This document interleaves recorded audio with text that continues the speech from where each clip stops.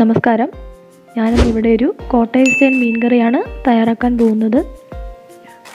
അതിനുവേണ്ടി ഞാനിവിടെ 4-5 ചെറിയ ഉള്ളി അരിഞ്ഞു വെച്ചിട്ടുണ്ട്. അതുപോലെ ഇഞ്ചി വെളുത്തുള്ളി ചെറുതായി അരിഞ്ഞിട്ടുണ്ട്. കറിവേപ്പില എടുത്തിട്ടുണ്ട്. ഉലുവ 1 ടീസ്പൂൺ, കടുക് 1 ടീസ്പൂൺ, മഞ്ഞൾപ്പൊടി 1/2 ടീസ്പൂൺ, മുളക് പൊടി 4 ടേബിൾ സ്പൂൺ, കുടംപുളി 3-4 കഷ്ണം വെള്ളത്തിലിട്ട് വെച്ചിട്ടുണ്ട്. കറി ഉണ്ടാക്കാൻ വേണ്ടി ഞാനിവിടെ അയിലയാണ് എടുത്തിരിക്കുന്നത്. അത് വൃത്തിയായി കഴുകി ചെറിയ കഷ്ണങ്ങളായി മുറിച്ച് വെച്ചിട്ടുണ്ട്. ഇത് നമുക്കൊരു മൺചട്ടി അടുപ്പിൽ വയ്ക്കാം. അതിലേക്ക് ആവശ്യത്തിന് വെളിച്ചെണ്ണ ഒഴിക്കുക.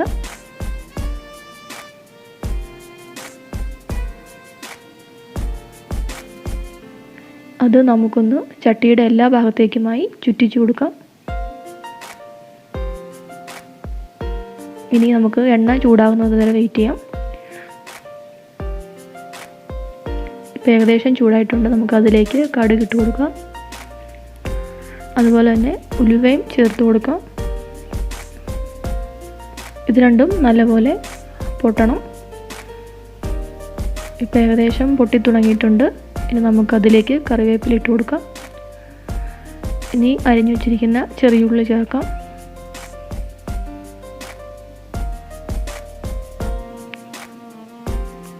ഇപ്പം നമുക്ക് ഇളക്കി കൊടുക്കാം. ഇതിലേക്ക് ഇഞ്ചി വെളുത്തുള്ളി ചേർത്ത് കൊടുക്കാം. ഇത് മൂന്നും കൂടി നമുക്ക് നല്ലപോലെ ഒന്ന് വഴറ്റിയെടുക്കാം.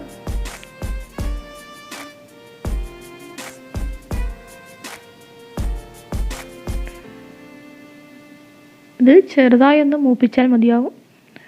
ഒത്തിരി വഴറ്റേണ്ട ആവശ്യമില്ല.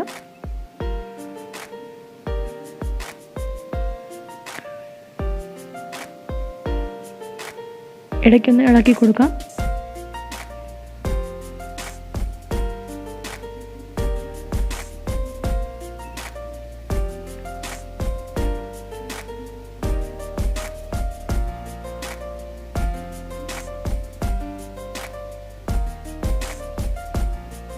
ഇതിലേക്ക് നമുക്ക് മഞ്ഞൾപ്പൊടി ചേർക്കാം. അതിനുശേഷം മുളക് പൊടി ആഡ് ചെയ്യാം.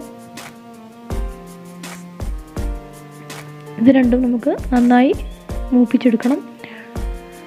ഈ സമയം നമ്മൾ തീ ലോ ഫ്ലെയിമിലാക്കണം.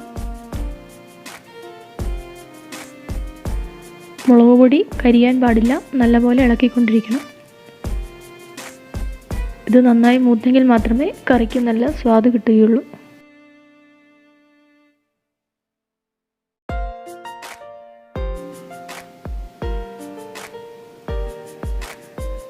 ഇനി നമുക്ക് കുറച്ച് വെള്ളം ചേർക്കാം.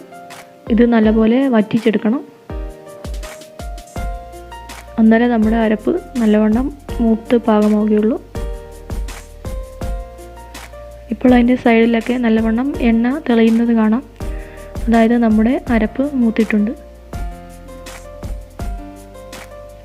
ഇനി നമുക്കിതിലേക്ക് കുടംപുളി ഇട്ട് കൊടുക്കാം. അത് നല്ലവണ്ണം ഒന്ന് ഇളക്കുക. അതിലേക്ക് ആവശ്യത്തിന് ഇനി ഉപ്പിട്ട് കൊടുക്കണം. ഞാനിവിടെ 1 ടീസ്പൂൺ ഉപ്പാണ് ചേർത്ത് കൊടുക്കുന്നത്.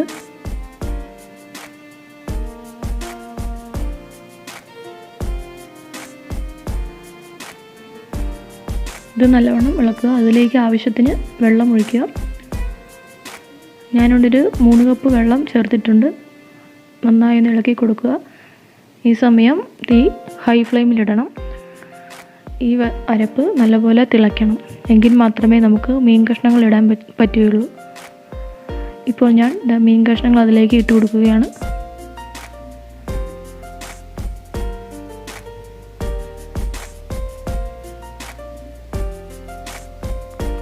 കഷ്ണങ്ങളെല്ലാം അരപ്പിൽ മുങ്ങിക്കിടക്കണം.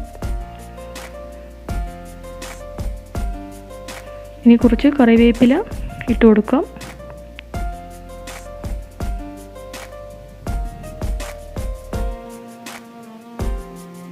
ഇനി നമുക്കത് മൂടി വെച്ച് വേവിച്ചെടുക്കാം. തീ ലോ ഫ്ലെയിമിലാക്കണം. ഒരു 10 മിനിറ്റ് കഴിഞ്ഞ് നമുക്കൊന്ന് തുറന്ന് നോക്കാം. കറി നല്ലവണ്ണം തിളച്ച് കുറുകിയിട്ടുണ്ട്. ഇത് നമുക്ക് ഇളക്കാൻ പാടില്ല, ചെറുതായി ഒന്ന് ചുറ്റിച്ചു കൊടുക്കുകയാണ് വേണ്ടത്.